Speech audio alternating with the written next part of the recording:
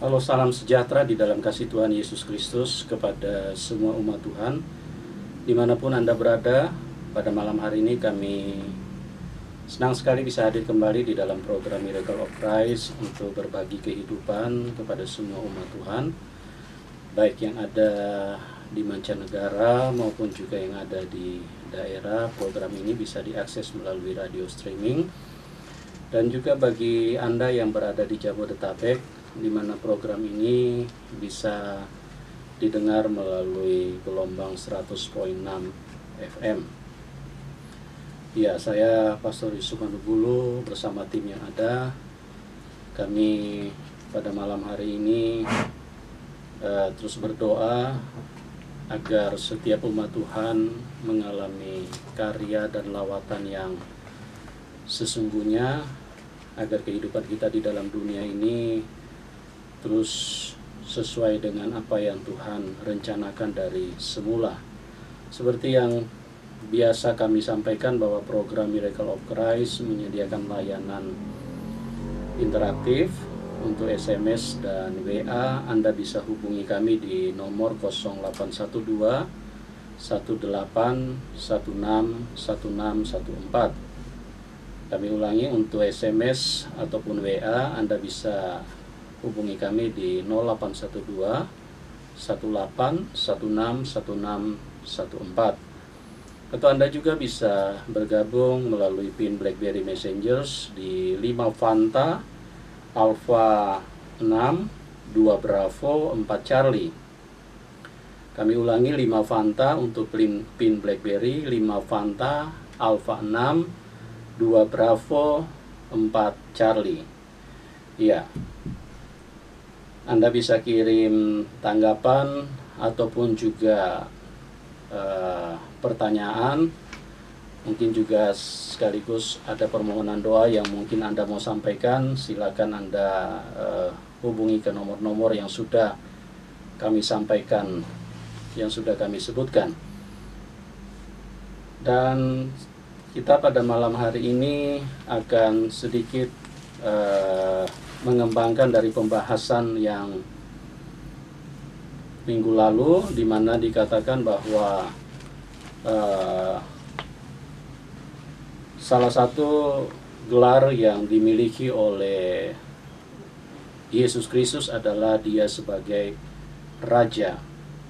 Hanya yang disayangkan bahwa di dalam aplikasi penerapan sebagai Tuhan sebagai Raja, Yesus sebagai Raja itu seringkali tidak berfungsi, karena manusia pada dasarnya susah sekali untuk mengikuti yang namanya peraturan. Kalau yang namanya kerajaan, itu artinya ada hal-hal yang penting yang harus diperhatikan, yaitu perintah, dan juga berbicara tentang bagaimana sebagai umat atau sebagai warga kerajaan untuk mentaati apa yang disampaikan oleh raja tersebut. Dan ini satu pembuktian di dalam Alkitab, kalau kita perhatikan bahwa Tuhan Yesus ditolak oleh bangsa Israel karena mereka tidak menginginkan Tuhan Yesus sebagai Raja atas hidup mereka. Mereka ingin berjalan menurut peraturan sendiri. Dan ini adalah satu kenyataan, dan ini adalah satu gambaran, ini adalah satu realita, dan ini adalah satu perwakilan dari kehidupan orang Kristen pada umumnya, bahwa begitu banyak orang Kristen yang tidak memfungsikan atau tidak menginginkan kalau Tuhan Yesus hadir sebagai Raja. Kalau Tuhan hadir dengan gelar-gelar yang lain, mungkin itu agak mudah untuk diterima, seperti misalnya Immanuel, artinya Tuhan beserta kita, atau mungkin seperti anak domba. Itu gelar-gelar seperti itu adalah sesuatu yang mudah untuk diterima. Tetapi kalau Yesus menjadi Raja, itu susah sekali, ya, karena itu manusia terlalu sulit untuk bisa menaklukkan diri kepada orang-orang Kristen khususnya, untuk menaklukkan diri kepada aturan kerajaan yang ada di dalam Tuhan. Ya, baik, pada malam hari ini kita akan mengembangkan lebih luas. Malam ini kita akan bahas aku anak raja, atau kita adalah anak raja. Kalau kita baca di dalam 1 Yohanes 3 ayat yang pertama, lihatlah betapa besarnya kasih yang dikaruniakan Bapa kepada kita, sehingga kita disebut anak-anak Allah. Dan memang kita adalah anak-anak Allah. Karena itu dunia tidak mengenal kita, sebab dunia tidak mengenal Dia. Iya. Lihatlah betapa besar kasih yang dikaruniakan Allah kepada kita, sehingga kita disebut sebagai anak-anak Allah. Nah, artinya kalau Tuhan Bapa kita itu disebut sebagai raja, berarti dengan sendirinya kita juga adalah anak raja, atau secara otomatis kita akan menyandang gelar sebagai anak raja. Ini yang kita perlu perjelas di dalam kehidupan ini, agar perjalanan iman kita tidak mencelak-mencelok, atau perjalanan iman kita bisa mempunyai tujuan yang pasti, tujuan yang jelas, tujuan yang sempurna. Karena di dalam hidup ini kalau tidak punya tujuan, orang hidupnya akan menjadi ngawur. Bisa hidup di dalam kesia-siaan, bisa melakukan hal-hal yang tidak tepat, bahkan mungkin tidak terpuji, atau mungkin hal-hal yang memalukan atau yang merugikan karena tidak punya tujuan. Tetapi kalau kita punya tujuan, maka segala sesuatu itu akan berjalan sesuai dengan rencana, dan itu adalah merupakan hal yang terindah di dalam kehidupan ini. Tuhan pernah berkata di dalam firman-Nya bahwa Dia adalah raja, dan kita bisa baca di dalam Yohanes 1 ayat yang ke-49. Di situ jelas sekali dikatakan bahwa Dia adalah raja atas Israel, di dalam Yohanes pasal yang pertama ayat yang ke-49. Kata Natanael kepadanya, Rabi, engkau anak Allah, engkau raja orang Israel? Iya, engkau anak Allah, engkau raja orang Israel. Artinya Dia adalah raja atas kehidupan orang-orang yang percaya kepada Dia, atau pada waktu tersebut diwakilkan oleh bangsa Israel. Artinya Dia adalah raja atas Israel. Kalau kita perhatikan dari kebenaran firman ini, di mana bagian lain Tuhan mengatakan bahwa aku akan memerintah, kamu akan memerintah bersama-sama dengan aku di dalam kerajaanku. Dan Tuhan berkata di dalam firman-Nya, ini jelas sekali, bahwa kamu akan ikut memerintah bersama dengan aku, kata Tuhan. Jadi pada kesempatan ini kita perjelas dulu bahwa kita ini adalah anak raja, atau aku anak raja. Dalam Yohanes 1 Yohanes 3 ayat yang pertama tadi disebut kita adalah anak-anak Allah. Kalau Allah itu adalah raja, maka Anda atau saya adalah anak raja. Nah, hal apa yang menarik untuk kita bahas kalau kita disebut sebagai anak raja? Pasti ada hal-hal yang sangat penting, dan bukan hanya sangat penting, sangat menarik dan sangat luar biasa kalau kita mengerti ini secara jelas, ya. Kalau kita kaitkan dengan kehidupan duniawi, bagaimana raja-raja di dunia ini dengan fenomena atau style atau gaya atau kehidupan sebagai raja. Ini yang kita akan sorot dulu, kemudian baru kita masuk ke dalam gelar kita sebagai anak raja, ya. Kalau kita perhatikan dalam kehidupan raja yang ada di dunia ini atau secara jasmani, ada dua hal penting yang kita bisa temukan atau yang kita bisa perhatikan yang muncul, dan itu merupakan hal yang bukan rahasia atau sesuatu yang tersembunyi atau harus dipelajari, tetapi ini merupakan hal yang baik anak kecil pun juga bisa memahami dengan begitu cepat kondisi yang namanya kehidupan raja atau kehidupan kerajaan. Yang pertama itu hidup yang sangat menyenangkan. Ya, itu dipahami oleh semua manusia bahwa yang namanya raja adalah sebuah kehidupan yang sangat menyenangkan. Kehidupan yang sangat diinginkan oleh setiap manusia yang terlahir di bawah kolong langit ini. Ya, jelas kenapa diinginkan oleh setiap manusia, karena kehidupan ini adalah kehidupan yang sangat menyenangkan. Setiap orang yang punya akal budi, setiap orang yang mempunyai pemikiran yang utuh, pasti dia menginginkan untuk hadir atau menjadi keluarga kerajaan atau hidup di dalam kerajaan.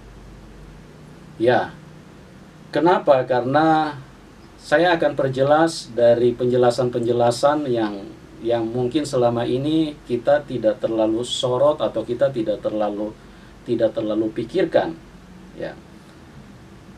Kalau kita perhatikan kehidupan manusia,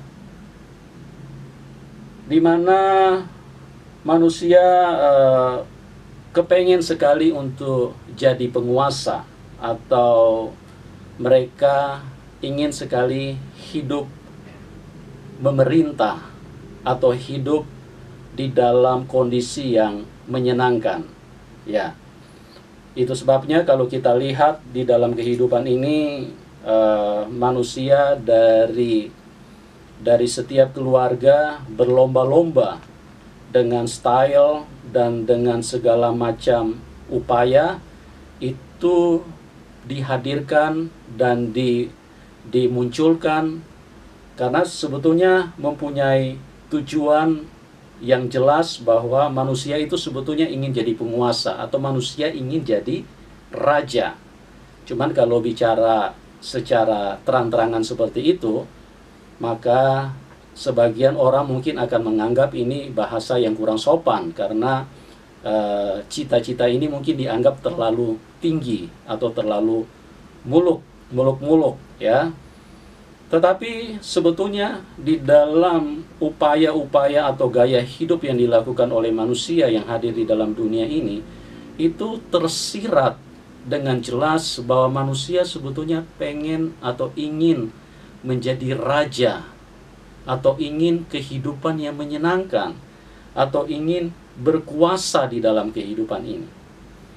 Atau juga mungkin kalau tidak terdengar bahasa seperti ini, selain mungkin dianggap kurang sopan, ya, itu juga mungkin bisa karena belum terbiasa dengan penggunaan atau mengerti, memahami bahwa manusia itu sebetulnya ingin menjadi raja, karena belum terbiasa dengan kata-kata seperti itu, ya. Saya perjelas seperti ini bahwa kita dari keluarga ke keluarga, dari rumah tangga ke rumah tangga, bahkan dari tetangga-tetangga kita yang ada, kita perhatikan bahwa semua keluarga pada saat dia mulai masih kecil, itu orang tua sudah mulai upayakan dengan memberikan pendidikan di sekolah. Supaya apa?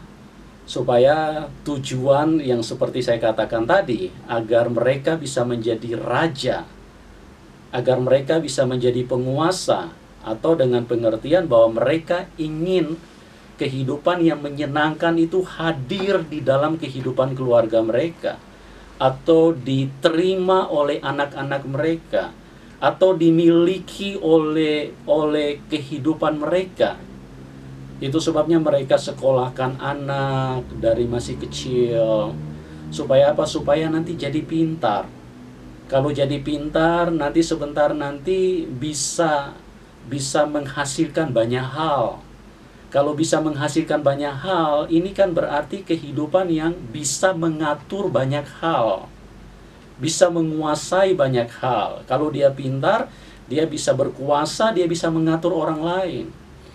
Dan juga di dalam upaya-upaya yang kita perhatikan bahwa manusia itu begitu getol, atau begitu bersemangat, atau begitu bergairah dengan yang namanya bekerja, atau yang namanya cari uang. Kenapa kok bisa seperti itu? Sebetulnya ini ada sesuatu yang tersirat di dalam hidup manusia, yang manusia seperti yang saya katakan tadi, bahwa kalau ini mungkin disebutkan, ini akan terasa sepertinya kayaknya kurang sopan. Tetapi inilah realita hidup, bahwa manusia itu ingin jadi raja. Ya, kalau dia banyak uang, kalau dia bisa menghasilkan ekonomi yang besar di dalam kehidupannya, maka kehidupan untuk menjadi raja itu secara otomatis bisa diterima, bisa hadir di dalam kehidupan mereka. Ya, mereka bisa mengatur orang lain, mereka bisa menggaji orang lain, mereka bisa memerintah orang lain, mereka bisa berkuasa terhadap orang lain. Dengan adanya mereka memiliki kekayaan, berlomba-lomba cari uang, berlomba-lomba untuk terus bekerja keras. Bagaimana caranya? Kita perhatikan semua ingin mensejahterakan hidup. Itu kalau bahasa yang normalnya mensejahterakan hidup. Tapi kalau bahasa yang kita temukan, kalau kita perhatikan dari kebenaran firman, sebetulnya manusia itu kepengen hidup yang menyenangkan, atau dengan kata lain, manusia itu sebetulnya pengen jadi raja, pengen berkuasa, dia pengen mengatur, dia pengen hidup lebih baik, kehidupan yang menyenangkan di dalam hidup ini. Ini adalah merupakan contoh-contoh yang sangat jelas bagaimana manusia, walaupun dia tidak bicara, walaupun dia tidak ucapkan, walaupun dia tidak ungkapkan, tetapi ini jelas sekali bahwa semua aktivitas, semua kegiatan-kegiatan utama di dalam hidup ini itu dengan tujuan bahwa manusia ingin jadi raja. Ya, seperti yang saya katakan tadi, ada dua hal yang menonjol sekali di dalam kehidupan sebagai raja. Ya, yang pertama, kehidupan yang sangat menyenangkan. Dan kemudian yang kedua adalah kehidupan yang sangat diinginkan oleh setiap manusia, siapapun kita. Ini menjadi keinginan kita. Cuman seringkali kita lupa. Atau mungkin bukan kita lupa, mungkin kita belum mengerti. Kita belum tahu. Atau mungkin selama ini juga di gereja tidak pernah dibicarakan, tidak pernah disampaikan, tidak pernah diperjelas secara terang menderang bahwa kita ini adalah anak raja. Kita ini adalah anak dari penguasa, karena Tuhan Yesus bilang bahwa dia adalah raja. Dan ada begitu banyak, ratusan ayat yang mengatakan bahwa Tuhan Yesus itu adalah raja. Dan dia selalu berkata, bertobatlah kamu sebab kerajaan Allah sudah datang. Artinya kehidupan kerajaan itu hadir di antara manusia. Tapi ada catatan-catatan khusus. Catatan yang paling pertama yang harus kita garis bawahi untuk kita masuk di dalam kehidupan kerajaan itu, kita harus bertobat. Kalau kita tidak bertobat, ya kita tidak bisa masuk ke dalam kehidupan kerajaan yang Tuhan maksudkan. Nah, saya akan perjelas dulu bagaimana yang dimaksudkan dengan menyenangkan atau sesuatu yang sangat diinginkan oleh banyak manusia, ya. Dan sebelum saya sampaikan ke hal-hal itu, saya ingin perjelas dulu karena saya melihat ada cukup banyak orang yang selalu menentang ya kalau dikatakan bahwa Yesus itu anak Allah, atau mungkin predikat-predikat yang diterima oleh orang-orang Kristen seperti mengatakan bahwa kita ini adalah anak Tuhan. Apalagi mungkin kalau disebut lagi sekarang kita anak raja, ya. Itu sesuatu yang mungkin bagi orang lain akan menganggap kita ini orang sedeng, ya, atau orang gila, atau orang, katakanlah orang sinting, orang yang tidak punya dasar sama sekali. Jadi saya ingin katakan seperti ini supaya ini sedikit menambah wawasan bagi mungkin orang-orang yang tidak mengerti bahwa disebut dengan anak Allah atau anak Tuhan itu tidak ada kaitannya dengan seksualitas, tidak ada kaitannya dengan rahim, tidak ada kaitannya dengan wanita, atau tidak ada kaitannya dengan seorang pria. Karena banyak orang suka bertanya, di mana istrinya? Kok Tuhan punya anak? Ya, kapan kawinnya? Terus rahimnya siapa? Ini kan menjadi pertanyaan-pertanyaan orang pada umumnya. Sebetulnya dikatakan anak Allah atau anak Tuhan itu hanya penekanan sebuah bahasa, ya. Itu penyampaian bagaimana supaya makna-makna yang tertuang melalui kata atau melalui kalimat itu akan memberikan pengertian yang lebih mudah atau yang lebih luas untuk ditangkap oleh orang yang mendengar. Seperti yang saya katakan tadi bahwa dikatakan anak Tuhan atau anak Allah, ini sekali lagi tidak ada hubungannya dengan seksualitas, kawin mengawinkan, rahim, tidak ada hubungannya dengan rumah sakit, tidak ada hubungannya dengan benih atau seperti itu. Tapi ini mempunyai pengertian bahwa Yesus Kristus itu disebut anak Allah atau anak Tuhan itu karena dia berasal dari atas, ya. Sama seperti saya katakan bahwa saya punya anak juga 2, dan kenapa disebut anak saya? Karena benihnya berasal dari saya. Dan ini tidak ada hubungan sama sekali kalau disebut anak saya itu tidak ada hubungan kaitan sama sekali yang namanya dengan seksualitas. Yang dimasukkan itu adalah sumbernya, berasalnya dari mana, ya. Sama seperti saya kasih contoh kalau disebut ibu kota, ya. Ini tidak ada hubungannya dengan kandungan, terus kemudian kota itu, terus kemudian dia punya rahim, terus kemudian nanti kenapa dia disebut ibu? Karena nanti dia akan melahirkan, kota-kota kecil akan keluar dari dia. Tidak seperti itu. Ini hanya penggunaan bahasa, Bung, ya. Tuhan itu hanya penggunaan bahasa, ya. Jadi ini kita harus mengerti dulu. Dan yang kedua, dari penggunaan bahasa disebut sebagai anak. Itu karena apa? Karena Tuhan itu sebetulnya ingin menyampaikan suatu pesan yang jelas kepada hidup manusia bahwa dia sangat sayang kepada manusia. Makanya kita disebut sebagai anak.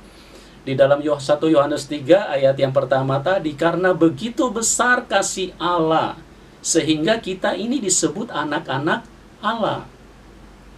Jadi ini bicara tentang penyampaian kasih yang selama ini manusia mungkin ragu, manusia mungkin tidak mengerti, manusia mungkin tidak tahu, atau manusia mungkin terlalu bodoh atau terlalu tertutup dengan hal ini. Makanya Tuhan sampai menyatakan bahwa kita ini disebut anak Allah.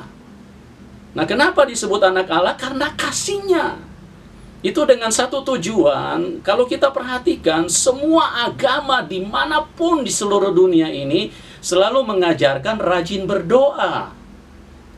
Artinya rajin berdoa itu berarti kita akan sering ketemu dengan Tuhan. Kita akan sering ketemu dengan Pencipta. Kalau hubungan kita tidak sebagai anak dengan Bapa, ini pasti sesuatu yang tidak akan bisa berjalan secara baik. Ya, coba saya ingin kasih perjelas kepada kita bahwa kita punya presiden yang nama Joko Widodo, ya. Dia presiden Indonesia, tapi mau ketemu sama presiden, ya, belum tentu satu hari satu kali itu bisa. Belum tentu juga sebulan satu kali juga bisa. Kecuali Jokowi panggil kita, baru kita bisa ketemu dia. Kenapa? Karena posisinya bukan kita sebagai anak. Ini harus jelas dulu. Kalau agama mengajarkan bahwa kita harus berdoa sering dan harus terus datang kepada Tuhan, maka predikat sebagai anak ini kita harus akui dulu, baru kita bisa sesering mungkin datang kepada Tuhan. Jangankan kepada orang-orang hanya pejabat negara seperti presiden atau gubernur. Kalau hanya keluarga, misalnya paman atau tante atau mungkin keluarga yang lain, kalau kita datang satu hari mungkin 2-3 kali, dia akan berkata, kamu ini tidak ada kerjaan. Bolak-balik saja ke sini, bolak-balik saja ke sini. Memang kamu tidak ada kerjaan. Apa kamu punya tujuan datang ke sini terus? Itu kalau itu tergolong keluarga yang jauh, atau cuma sebut saja paman atau mungkin yang lain-lain. Tapi kalau yang namanya orang tua, kalau yang disebut Bapa, kalau di mana Tuhan sendiri mengatakan bahwa kita adalah anak Allah, itu artinya kita punya akses. Kapan saja kita mau datang bisa. Nah, ini sangat berkesinambungan, sangat cocok, sangat matching yang namanya dengan semua agama mengajarkan bahwa kita harus berdoa setiap waktu. Kita harus datang menghampiri Tuhan setiap waktu. Nah, kalau predikat kita sebagai anak kita tidak akui, ya jangan dong datang setiap waktu. Nggak usah berdoa. Jadi ini adalah merupakan sebuah kebenaran yang sangat jelas yang Tuhan berikan di dalam kehidupan manusia. Cuma begitu banyak orang yang menolak ini, begitu banyak orang yang anti yang kebenaran seperti ini. Karena apa? Karena mereka selalu berpikir tidak mungkin Tuhan punya anak. Karena mana istrinya, kawinnya kapan, rahimnya mana, melahirkannya di mana. Nah, ini yang saya perlu perjelas ya. Nah, kita kembali kepada penjelasan tentang kita ini anak raja. Tetapi sebelum kita lebih jauh, kita akan dengarkan dulu satu pujian yang akan memberkati kita semua.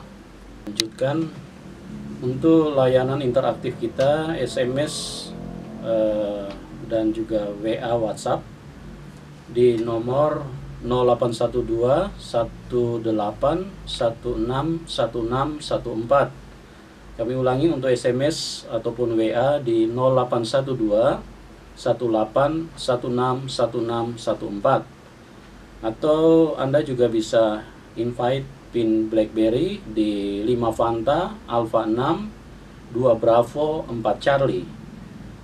Pin BB 5 Fanta Alpha 6 2 Bravo 4 Charlie.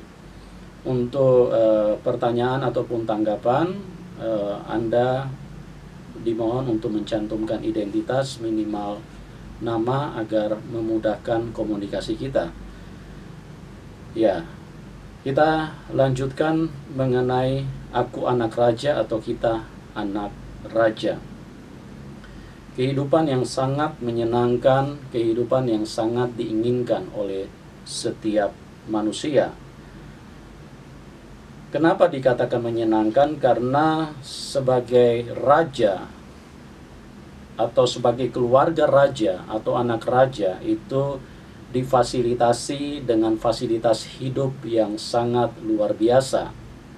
Berbeda sekali dengan kehidupan rakyat pada umumnya. Karena apa? Karena memang dia raja, dia penguasanya, ya. Dia yang memiliki segala sesuatu. Jadi pasti segala sesuatu dia akan terima lebih baik, lebih menyenangkan daripada orang-orang lain atau rakyatnya, ya. Dari segi makanan saja itu sudah berbeda, ya. Kalau kita perhatikan kehidupan raja, kehidupan kerajaan itu makanan-makanan yang sangat terbaik yang dihadirkan di dalam keluarga raja tentu beda dengan kehidupan rakyat biasa, ya.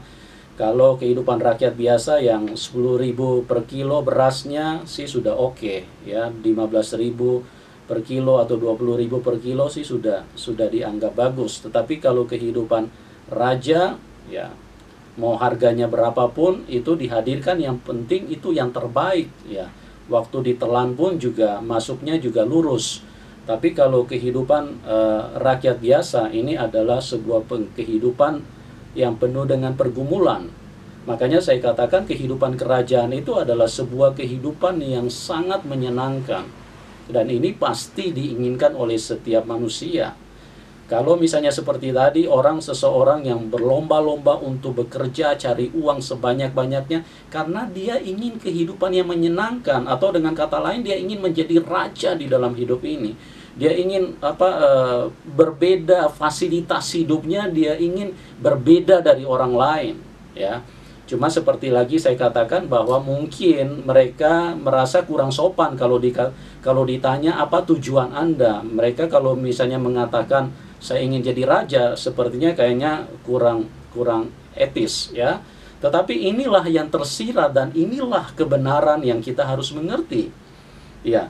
Kalau kehidupan rakyat itu di samping dengan makanannya yang juga kelas bawah punya, juga penyediaannya pun juga dengan susah payah. Harus pergi ke pasar dulu, belanja dulu, kemudian masak lagi. Tapi kalau kehidupan kerajaan, sudah sesuatunya yang dimakan itu begitu mahal, begitu enak, dan penyediaannya pun juga tinggal terima di tempat. Tidak seperti kayak rakyat biasa, semua sudah disajikan, bahkan sudah disterilkan lagi. Ini adalah kehidupan yang sangat diinginkan oleh setiap manusia. Itu sebabnya kita perhatikan contoh saja kalau ada pemilihan kepala negara atau pemilihan kepala pilkada, itu orang berlomba-lomba. Orang berlomba-lomba berusaha untuk mencapai tempat itu, berlomba-lomba ingin maju ke tempat itu. Kenapa? Karena kalau mereka menguasai, mereka jadi penguasa, mereka artinya jadi raja atas kehidupan banyak orang. Ini luar biasa fasilitasnya. Itulah yang membuat mereka sangat antusias, sangat berkeinginan besar. Kalau toh mereka tidak jadi, itu karena memang nasibnya belum ditentukan untuk menjadi penguasa, menjadi raja. Tapi kalau keinginan, kalau bisa orang lain jangan jadi raja. Yang jadi raja ya aku, diri sendiri. Yang mau maju itu pasti keinginannya kalau bisa yang lain kalah semua. Ya, ini dari segi fasilitas hidup, ya, dari segi makanan itu sudah seperti itu. Belum lagi kalau kita bicara dari segi pakaian, ataupun sepatu, ataupun aksesoris kehidupan, ataupun perhiasan, ini pun juga pasti berbeda sekali. Kalau rakyat biasa pakai sepatu yang harga 200.000, 300.000 itu sudah sangat matching dengan kaki. Karena apa? Karena akan dianggap itu adalah merupakan kemampuan atau hasil yang mereka bisa gunakan. Tapi kalau yang namanya raja, sepatu itu pasti berbeda. Kalau belum harga ratusan juta, sepertinya kayaknya nggak matching di kaki, ya. Kelihatannya sepertinya kayaknya waktu dipakai itu sepertinya hawanya itu berbeda. Tapi kalau seorang raja, ya, kalau dia menggunakan sepatu semakin mahal, menggunakan aksesoris, menggunakan baju semakin mahal, itu baru terasa kehidupan kerajaan, baru matching dengan kehidupannya. Ini yang kita perhatikan bahwa fasilitas yang mereka dapatkan sebagai raja itu begitu luar biasa, ya.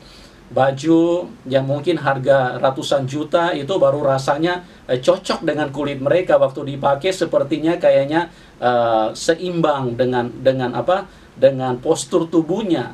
Tapi kalau rakyat biasa pakai baju yang harga 100.000, yang harga 150.000, mereka sudah merasa sudah luar biasa, ya.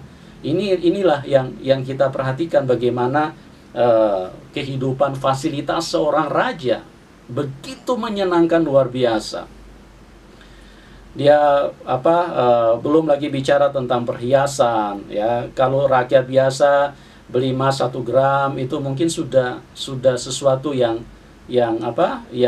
cukup buat mereka. Tapi kalau yang namanya raja, ya, perhiasan kalau belum harganya miliaran, itu sepertinya kayaknya masuk ke jari mereka kayaknya kurang matching. Sepertinya kayaknya jari mereka bisa luka kalau dipakaikan cuma harga ratusan ribu, ya. Ini kehidupan raja, jadi kehidupan yang sangat menyenangkan. Itu sebabnya orang ingin sekali memiliki posisi itu. Orang ingin sekali mendapatkan itu. Orang ingin sekali menerima kedudukan seperti itu. Cuman kalau belum sampai ke situ, itu hanya karena nasibnya. Ya, di dalam dunia ini, saya bicara tentang dunia dulu. Kita jangan masuk dulu ke kerajaan yang Tuhan maksudkan. Ini baru bicara tentang kerajaan dunia. Kalau mereka tidak menikmati kehidupan raja di dunia ini hanya karena memang nasib mereka yang belum garis kehidupan mereka belum sampai ke situ, ya. Tapi keinginan, kerinduan hati itu sangat besar. Apalagi fasilitasnya, kita lihat kendaraan, ya. Kalau rakyat biasa pakai mobil yang harga 100 juta, 150 juta, sudah puji Tuhan, sudah haleluya 12 kali. Tapi kalau yang namanya raja, penguasa, ya, kalau belum pakai mobil harga 2M, kayaknya waktu masuk ke dalam mobil, sepertinya kayaknya udaranya kurang menyehatkan. Ini yang terjadi, ya. Karena apa? Karena raja itu selalu difasilitasi dengan sesuatu yang begitu menyenangkan. Penguasa difasilitasi dengan sesuatu yang begitu baik, begitu mewah di dalam hidup ini. Dan inilah yang membuat manusia berlomba-lomba begitu keras ingin mencapai tempat itu. Itu kehidupan di dunia, ya. Kita lihat lagi rumah. Bicara tentang fasilitas hidup. Kalau yang namanya rakyat biasa, ya, mereka punya rumah ukuran 100 meter, 105, 7 kali 15, saya sudah puji Tuhan. Mereka sudah bisa merasa lega sekali dengan kehidupan seperti itu.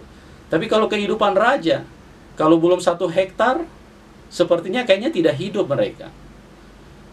Ya, saya pernah dengar satu berita di Hotspot TV swasta yang mengatakan bahwa ada rumah yang harganya 100 triliun uang Indonesia.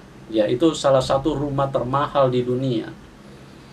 Nah, ini kenapa ada orang-orang yang bisa mencapai itu? Karena apa? Karena mereka berkuasa, mereka berhasil mencapai wilayah itu. Dan sebetulnya semua manusia ingin, semua manusia mau, semua manusia rindu mendapatkan itu. Tetapi ya itulah.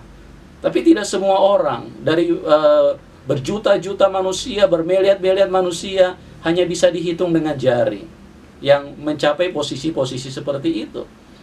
Jadi ini adalah realitas kehidupan raja yang ada di dunia, atau kehidupan bagaimana penguasa atau orang-orang yang memiliki posisi yang sangat menyenangkan di dalam kehidupan ini. Ya. Apalagi harta kekayaan yang mereka miliki itu sangat luar biasa, ya, karena mereka raja, mereka penguasa. Di mana-mana mereka hampir semua ada di dalam kekuasaan mereka. Tapi kalau rakyat biasa, ya, jangankan bilang rumah, bayar kontrakan saja kadang-kadang sebagian besar kadang cuma tinggal pinjam uang dulu dari keluarga, dari orang lain baru bisa bayar. Ini adalah sebuah kehidupan yang memang sangat tragis kalau bagi manusia yang dengan posisi kehidupan sebagai rakyat, apalagi dalam keadaan rakyat yang tidak mampu, rakyat yang sangat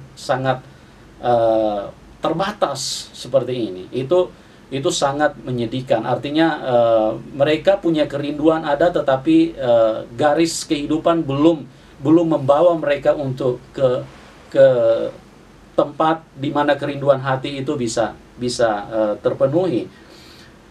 Ya, kita perhatikan lagi tentang bicara fasilitas tentang keamanan hidup. Kalau seorang penguasa, seorang raja, seorang yang punya kuasa di dalam hidup ini, keamanan hidupnya sangat terjaga. Saya pernah dengar berita bahwa untuk keamanan daripada seperti kayak Presiden Obama, itu pada waktu dia berjalan, itu jalan 10 km itu sudah harus dikosongkan terlebih dahulu sebelum dia jalan. Karena apa? Karena keamanannya itu harus sangat terjamin. sesuatu yang sangat-sangat disterilkan. Karena apa? Karena ini orang raja, dia penguasa, dia harus mendapatkan yang terbaik, dia layak untuk diberikan seperti itu. Itu sebabnya orang berlomba-lomba untuk mencapai tempat itu. 10 km harus dikosongkan. Ini artinya kehidupan keamanan yang sangat terjaga, kehidupan keamanan yang sangat teruji, kehidupan keamanan yang sangat bisa diandalkan. Beda dengan rakyat biasa. Rakyat biasa jalan di tengah jalan, kalau disenggol angkot, paling-paling juga polisi yang datang, cuman urus masukin ke rumah sakit. Tapi kalau yang namanya raja, itu luar biasa. Tidak akan mungkin ada cerita bisa ditabrak angkot atau ditabrak bajai. Ini tidak akan mungkin, ya. Itu sebabnya sekali lagi kehidupan raja itu adalah kehidupan yang sangat menyenangkan. Tapi kalau kita tidak mencapai itu, maka manusia yang pertama berusaha. Tapi kalau berusaha belum mencapai, itu artinya garis kehidupan di dunia ini belum membawa kita ke tempat itu. Apalagi bicara tentang hiburan. Kalau yang namanya raja, dia mau hiburan apa saja dia bisa siapkan, dia bisa adakan, ya. Ini kehidupan yang sangat luar biasa. Tetapi kalau rakyat biasa, ya apa yang mau dikata? Semua serba terbatas. Nah, ini adalah sesuatu yang kalau kita lihat secara singkat penjelasan tentang kehidupan raja di dalam dunia. Nah, kita kembalikan kepada apa yang dikatakan oleh firman Tuhan, bahwa aku memerintah sebagai raja. Aku pergi ke rumah Bapakku untuk menyediakan tempat bagimu. Tuhan berkata bahwa kamu akan ikut memerintah bersama dengan aku. Dan Tuhan berkata di dalam 1 Yohanes 3 ayat 15 bahwa kamu adalah anak-anak Allah. Dan itu artinya bahwa kita adalah anak-anak raja. Cuma kita tidak sadar, atau mungkin selama ini jarang diperjelas di dalam kehidupan kita bahwa posisi kita itu adalah anak raja. Memang saat ini belum kelihatan, karena kerajaan yang Tuhan maksudkan itu bukan kerajaan dunia yang seperti saat ini. Artinya pemerintahan Tuhan bukan pemerintahan di dunia ini, tapi nanti kerajaan kekal. Kalau raja di dunia ini, kalau hanya seorang presiden, juga di Indonesia paling tinggi juga dua periode, juga paling banyak juga 10 tahun. Amerika juga cuma 2 periode, paling banyak juga 8 tahun. Tapi kehidupan raja yang dimaksudkan oleh Tuhan di sini, ini adalah kehidupan raja di dalam kekekalan. Dan Anda bisa bayangkan, kehidupan raja di dunia saja sudah begitu menyenangkan. Semua difasilitasi, semua disiapkan, semua yang terbaik, semua yang menyenangkan. Itu membuat orang lain begitu ngiler, begitu iri, begitu kepengen untuk mendapatkan. Cuma tidak semua orang bisa ke situ. Tidak semua orang bisa mencapai itu. Tapi satu hal yang gereja lupa, satu hal yang orang Kristen lupa, satu hal yang mereka seringkali ketinggalan di dalam kehidupan rohani. Mereka tidak tahu bahwa Tuhan menyiapkan satu kerajaan. Dan Tuhan berkata kita dipanggil untuk menjadi raja, memerintah bersama dengan Tuhan.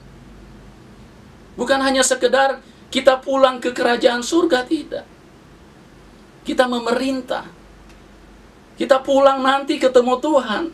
Kita di sana bukan ditugaskan untuk jaga toko, bangun pagi, atau mungkin nanti di sana waktu kita pulang ke surga terus kemudian nanti kita melamar, cari kerja, dapat UMR lagi, atau cuma jadi PNS. Kasihan sekali kalau hidup seperti itu. Mohon maaf ya, saya hanya ingin bukakan sesuatu yang lebih jelas di dalam kehidupan orang-orang percaya, supaya bagaimana kita melihat bahwa firman Tuhan, janji Tuhan, kerajaan Tuhan, ya Tuhan sudah siapkan.